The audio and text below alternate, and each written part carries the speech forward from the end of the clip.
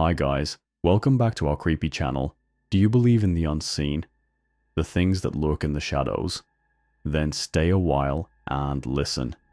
But be warned, some stories never let go. Today we have a story named, My Job is Watching a Woman Trapped in a Room. Let's get into it. 3 years ago, I was looking at the local job classifieds online when one of the ads caught my eye. Not because of what it said, but because it said so little. Best I remember, the ad just read, job available. Good pay, no benefits, discretion required. It then listed an email address and that was all. At the time I was managing a music store, but I had already started hearing rumors we would be shutting down within the next year, and the likelihood of a transfer to another store was slim. I had been morosely looking at job listings for the last few days, but this was the first one that stood out, if only because I was bored and it was weird. So I sent an email. Half an hour later, I had a response, telling me to go to a particular office building in an upscale part of the city at a precise time for my screening. I went, and after waiting for a few minutes in the lobby, I was taken into an office where I was given a series of forms and questionnaires to fill out. They collected them and told me they would be in touch. I had almost forgotten about the whole thing, until a month later I got a call saying I had moved on to the second stage of the hiring process. I was again given an address and time, and when I arrived, this time, it was a different nice office parked 20 miles away from the first one. I was met by a man who introduced himself as Mr. Solomon. He escorted me into a large room that contained a chair and a desk. On the desk were 2 large monitors, a keyboard and mouse, and a bolted down metal box with 2 oversized buttons on it, one red and one green. I would be working 7 shifts of 6 hours every week. My job would be simple. I would arrive at work 10 minutes early and enter an outer area that was like a locker room. I would have my own personal locker. I would store all belongings in the locker and change into the provided work clothes. I was never, under any circumstances, to carry any item of my own into the surveillance room. I was never, under any circumstances, to take any item with me from the surveillance room. As for what I was to do in the surveillance room, I was told that the monitor on the left would constantly show a live stream from a high-definition camera in a remote location. My job was simply to watch the camera. Once an hour, I would get onto the computer attached to the right monitor and enter a brief log describing anything interesting that occurred in the last hour. I would have no pens or pencils or paper, and I should never try to take any kind of written notes about the work. As for the red and green buttons, the red button was only to be used if there was an emergency. This meant something on the video or in my workspace that required outside help. The green button was to be hit if I saw something on the video feed that was particularly noteworthy. It would tell other people somewhere that, at least in my opinion, something interesting was going on. Solomon stressed that while I was given discretion on when to use this button, I should err on the side of only using it if and when something of real significance occurred. He pointed out the camera on the ceiling of the room we were in. He said the real room would be the same. My work would be observed, and other people were watching the room on the video feed as well. He said I was only a redundancy in case other systems failed. He then smirked and asked if I knew what he meant by redundancy. I nodded, trying not to show my irritation. I don't talk that good to people, so sometimes they think I'm dumb. That's okay.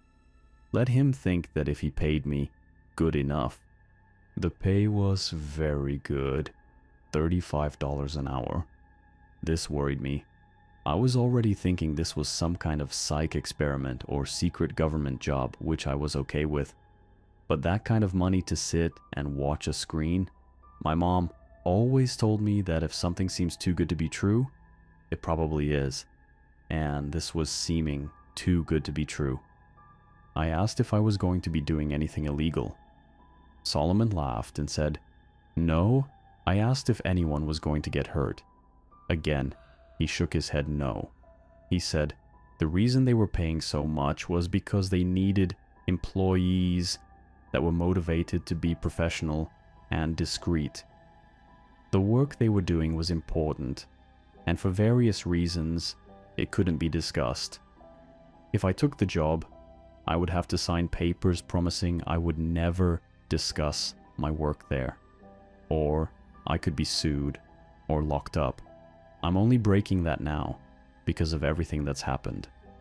So I took the job, and because they wanted me to start right away, I had to quit the store with no notice. I felt bad about that, but I was excited about the new job too. It was a lot of money and seemed like easy enough work, if a bit boring. I was nervous that there was something more to it, but I told myself I would just have to see. No point in chickening out and wasting a good chance because I let my imagination go crazy. I was given the location of the job itself, and when I went there, I was amazed that it really was just like the model room I had been shown with, only a few differences. There was a locker room you had to pass through to enter the surveillance room, and there was a small bathroom attached to the real surveillance room also. The real room had a small water cooler in the corner, but because I wasn't allowed to bring anything in with me, I had to eat before or after every shift. The biggest difference, of course, was that the monitors were turned on. The right monitor was just a black and white terminal, like you see in movies sometimes. I could type in my logs, but no internet to look at, or anything like that. The left monitor, it was video from a room. You would call it a bedroom, I guess, because it had a bed in it, but it had lots of other stuff too. A TV, a sofa and chairs, a couple of tables, and plenty of empty space in between. The camera must be high up in a corner because I could see pretty much everything except for the far sides of furniture. At first though, I didn't notice any of that stuff. All I saw was her. She looked to be a little older than me and was very pretty.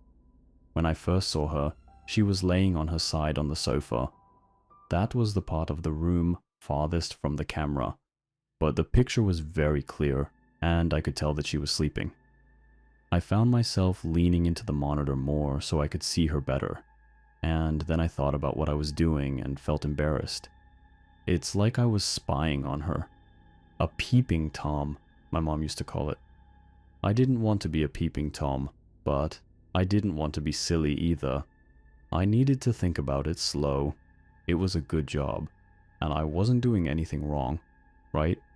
I wasn't hurting anybody. The woman looked fine, and the room was nice. She probably agreed to be there, and it's all some experiment or something. I was just overacting.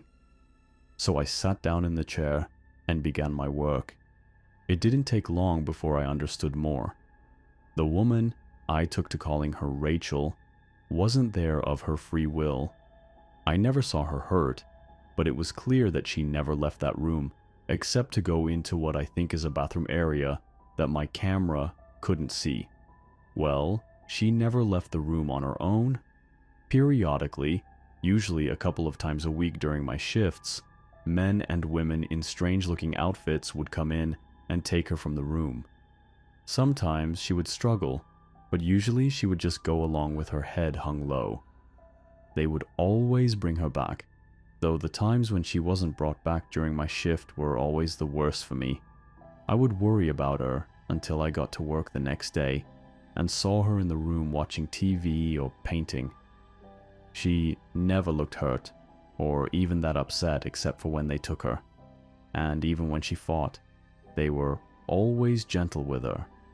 Still, I knew something was wrong. I considered quitting the job, or hitting the red button and getting someone to come so I could get some answers. or calling the police and showing them what the camera was showing me. Except I was scared. Scared of losing my job, and scared of what these people might do to me if I quit or told on them.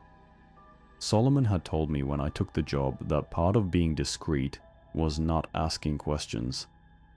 I would never be asked to do more than I'd already been told, but I could never tell anyone what I did or saw, and I could never ask questions about what I was doing or why. So I made excuses. It was all an experiment. She was crazy or sick, and they were trying to help her. She was doing a job just like I was, or if she really was a prisoner somewhere, at least I was watching to make sure that she was okay. If they ever tried to hurt her, or I saw that she really didn't want to be there for sure, I could get help then. In a way, I told myself, I was helping to protect her by watching. I don't expect you to think much of my excuses. I don't think much of them myself, especially now. But in my defense, when things changed, I didn't ignore it or try to explain it away. I knew something had to be done. Rachel would usually paint for an hour or two every day, and it seemed to always be during my afternoon shifts. The room had no windows as far as I could tell, but I guess she either used a clock or her own body's time to keep to a kind of schedule. I always liked to watch her paint. The thing she was painting was always facing the wrong way for me to see it, but I could see her face as she worked. She always looked peaceful and happy when she was painting, and seeing her that way, smiling serenely from time to time as she got something the way she wanted it, always made my day. I first noticed something was wrong when she started painting more frequently a few weeks ago. Her expression was more focused and serious, and there was a tension to her movements that I wasn't used to seeing. At first, I thought she was just really trying to work hard on something, and I wanted to tell her not to worry. Every few weeks, the others would come in and take the old paintings out anyway, bringing in a new stack of, I think the word is canvas. But it was more than her being focused. Something was wrong.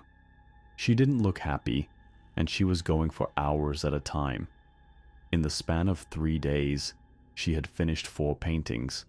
I had been growing more and more worried watching her work, and when she finished the 4th, I found myself telling her to just stop and rest a while. I had grown accustomed to talking to the monitor, talking to her in my own way. But she didn't stop. Instead, she began moving the paintings, arranging them on the back and seat of the long sofa at the far end of the room. This was the first time I had gotten to see any of the paintings. Even when the others were taking them out, they always seemed to be turned away from the camera. I was still worried about her, but I was also happy to finally see something she had worked on. Happy and amazed. They were beautiful. One was a beautiful green forest. Another was an old stone well. A third was a house sitting alone on a small island. The last was an old-fashioned looking movie theater. All of them looked like something out of a dream, with trailing lines of color mixing in the air around them, like leaves caught in a wind. It was only when I looked close that I realized the lines of color weren't random. They were words in my eyes. I looked again, reading them out loud in order. Left to right, top pair, then bottom. Please, help me, Thomas. I pushed back from the monitor, my hand over my mouth. I didn't know what to do. I didn't know how any of this could be happening. It wasn't just that she was asking for help, though that was a big part of it. It was that my name is Thomas. If you guys enjoyed that creepy horror story, make sure to subscribe and hit that like button. We post every Monday. The most spine-chilling Reddit stories we can find. And remember, kids always sleep with the light on. You never know what's waiting for you in the dark.